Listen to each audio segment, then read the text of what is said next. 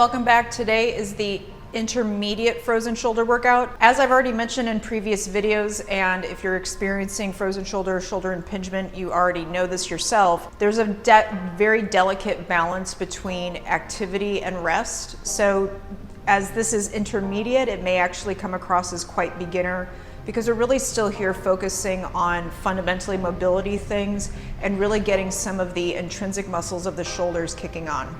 All right, so first we're gonna get started. The first exercise is really gonna try to hone in on the serratus muscles.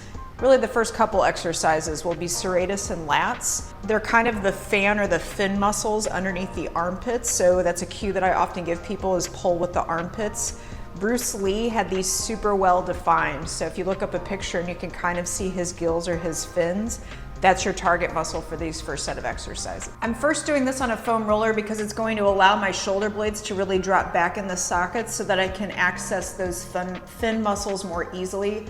I'm also choosing to add resistance. You absolutely don't need to. And in the beginning, I would actually really encourage you to do very little resistance if you do choose to do so. The serratus is protraction of the shoulder, so it means reaching forward.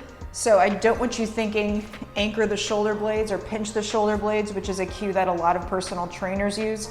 We're trying to do the exact opposite to get some of these muscles through here. So I'm laying back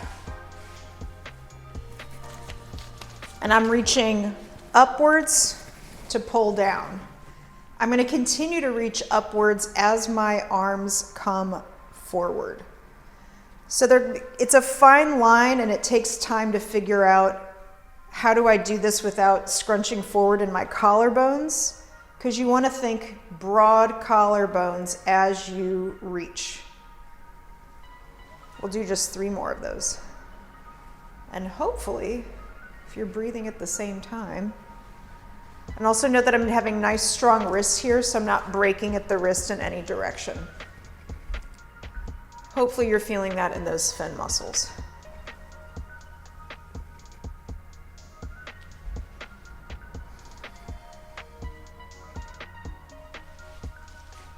Then to access this same fin idea, we're now going to protract and reach up. I could obviously be doing this both at the same time. You may want to, though, try one side first and have it be the side that is not injured to see if you can feel some of these fin areas.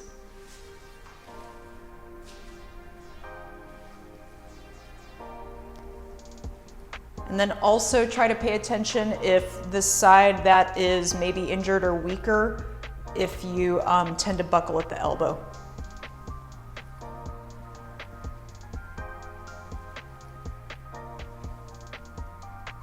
And I also tend to hyperextend on this elbow, which I see more with women, so ladies also kind of pay attention. It's a balance between not popping the inner elbow forward, but then also not bending it. So soft elbow, if you see that kind of pop, then you'd want to just soften just past that to make sure that you're not hyperextending. Next, I'm going for almost like a breaststroke motion. So I try to have as flat of a back as possible. I like doing a single arm wrap here. I'm pulling down towards my size note. I'm not breaking at the elbow. Again, I have a nice strong wrist. As I come into my sides, I'm going to pivot my palms towards the ceiling, and then I'm going to de-rotate as I reach away. So this kind of gets into that prehistoric bird span that I was talking about in the very beginning of how the shoulders should operate. And I'm leading with that fan, the back of the armpits, and trying to pull into my mid-back as I pull down. Last one.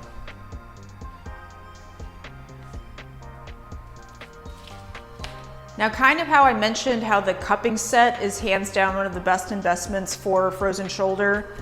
A resistance band, you really want as light as you can find, or just make sure that there's a light if you buy in the set. Best thing that you can invest in for the rehab aspect. So first, we'll go overhead. Once again, strong wrists, and I'm pulsing. And this is where I can see the differentiation between my shoulders. Trying to even that out. So I'm, again, trying to use my fan muscles.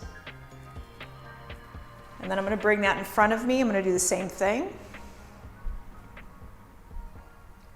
You could do this alternatively, doing sets. Actually, I'll do that with different arm positions. So I think I did this first. I'll go,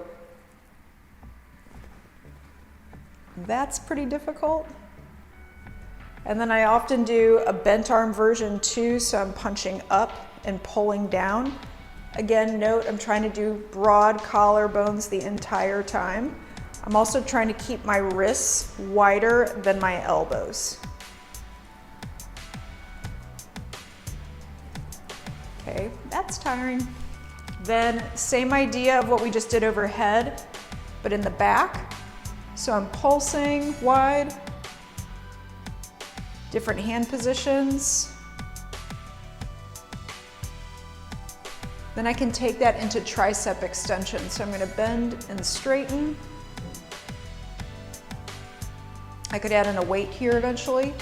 Palms away from me, bend and straighten. Try to not arch your back as much as possible as you do that. And then what I call the butt slapping position for 3. You can eventually use this for more complicated things like tricep dips and push-ups. It's really great for push-ups so that you start working some of these muscles that we just worked, but in more dynamic motions. The last 3 exercises of this series, we're really focusing on spinal mobility because that, again, is one of these things that I think happens with frozen shoulder. Spine and the body's lateral ability, so your ability to side bend and twist gets tight long before you actually get the frozen shoulder issue. So we're going for just a forward fold, and I'm thinking about, you totally do this against a wall too because you'll get the feedback, but I'm just thinking I'm letting my head fall. And I might want to shake my arms out a little bit to see if I can let go of some of the tension there. Trying to keep my weight equally weighted in between my feet. Definitely soften your knees if you've got tight hamstrings. You can kind of wiggle it around, stretch your back. And then the cue that I give here is it's kind of like a tire pump, like you're inflating each vertebrae on top of one another. Another cue that I give is it's kind of like you're stacking cans on top of one another, so like tuna cans or dog food. And like my arms are kind of shrugged up, but that's just because my shoulders are relaxed, so I'm not forcing them down my back.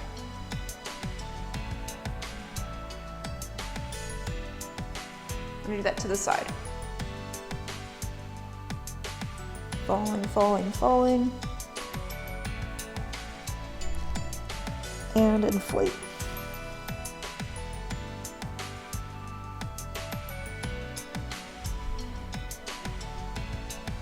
We're going to play with the same idea but side bending. So I always like doing this like so, but again, this may be painful, so feel free to just shake out arms, keep them relaxed. I'm side bending as far as I can go, really feeling that stretch. I would say it's like an accordion. And then I'm thinking about inflating to lift to the side. I go to the other side. Note if your body wants to twist. This is not gonna look as easy. There we go. I'm way, way, way tighter on this side. So I can't even keep my weight centered here because my side is so tight. And I'm gonna inflate. I'll do one more each way.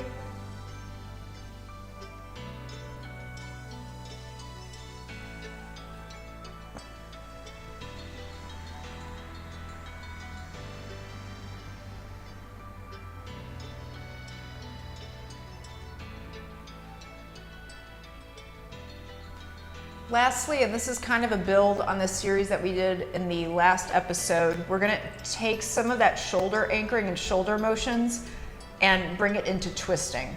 So in this entire exercise, my arm is actually heavy. So I'm just gonna let it drop into the socket, and I'm gonna act as if somebody's pushing that further and further and further and further back into the socket until I can get my shoulder blade on the floor. And then I'm going to lead with the rotation of my trunk. So I'm not reaching up in this case, but I'm kind of gently going to push my top knee forward to get my arm to stack. I could also have a pillow under my neck. Your arm will naturally spiral in this motion. I'm going to do it from the other side so you can see the back view. So I'm heavy.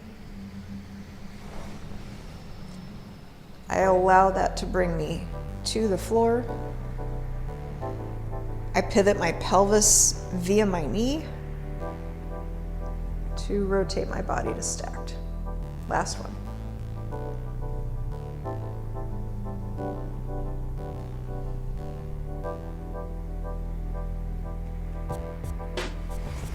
Thank you so much for watching. I sincerely hope that this series has given you some kind of relief or a greater range of motion and mobility in your shoulders, and that you have less pain and that you were able to do it from the comfort of your home.